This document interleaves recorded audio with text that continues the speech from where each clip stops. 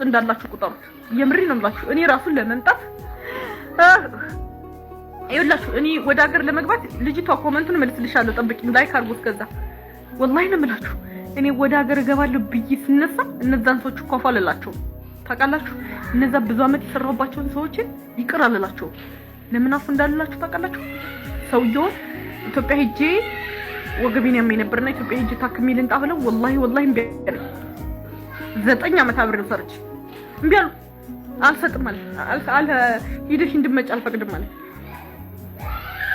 ወደ ኢትዮጵያ ማለት ነው። ምናት እኮ ናችሁ የምሬ ነው የምላችሁ።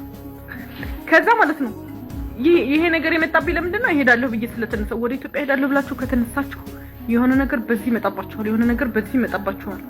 ከዛ ማለት ነው ሰውየው እንደዛ ሲለኝ እንኳን አይደለ ቀርቶ ከሀገር ልገባ አይደለ ቀርቶ ማለት ነው ሰውየው አልሰድም አለ። የራስሽ ጉዳይ ስትፈልጊ አንቺው ስትፈልጊ በላግ ነው ማድረግብሽ አለኝ። ሰውየው ማለት 9 አመት የኖርኩበት ሰውዬ አንድ ቤት ነው እነሱ ቤት ሁለት ልጆች አሳድጌላቸዋለሁ እኔን ማለት ነው። እንግዲህ ተመልከቱ የሰው መጥፎነት ልነግራችሁ ፈልጌ ነው። እኔ ደህና ጉልበት እያለኝ ተሰራላቸው ኑር ያለሁኝ ማለት ቻንስ ለመጠቀም ነበር እኔ ደግሞ ማለት ነው። ከዛ በኋላ ብርቅስቅስ ይወጣ ሰውየው እንደዛ አለኝ።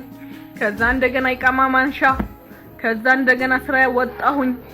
ስራ ወጥቼ ስንት አልቅሼ ነው ስራ ያገኘሁት።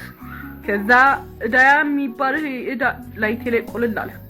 ተበድሬ ነው ይቃማውን ያነሳሁት። ተበድሬ ይቃማውን አንስቼ አሰርቼ 10,000 ነው ምናምን ያወጣሁት። ወደ 12,000 በሉት እንደዛ ነው ያወጣሁት በአመት ውስጥ።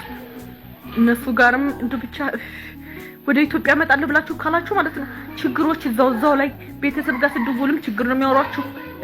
ቤትም እዛ ውጭ ሀገርም ስትኖሩ ችግር ነው። ምንም አይፈታችሁም። እናንተ ቁርጥ አርጋችሁ ነው መነሳት። የምሬ ነው የምላችሁ። ምንም ቀብር ውስጥ ገብቼ እንደወጣሁ ነው የምቆጥረው እኔ ቀብር ውስጥ በቃ ለመውጣት ምንም እሺ የሆነ የሚይዝ ነገር አለው። ምን እንደሆነ አላውቅም። የሆነ የሚይዝ ነገር አለ። የሆነ ያዝ የሚያደርጋችሁ ነገር አለ። ወደ ሀገር ልትመጡ ስትሉ ምን እንደሆነ አላውቅም። ብቻ ምንም አይሳካ ምንም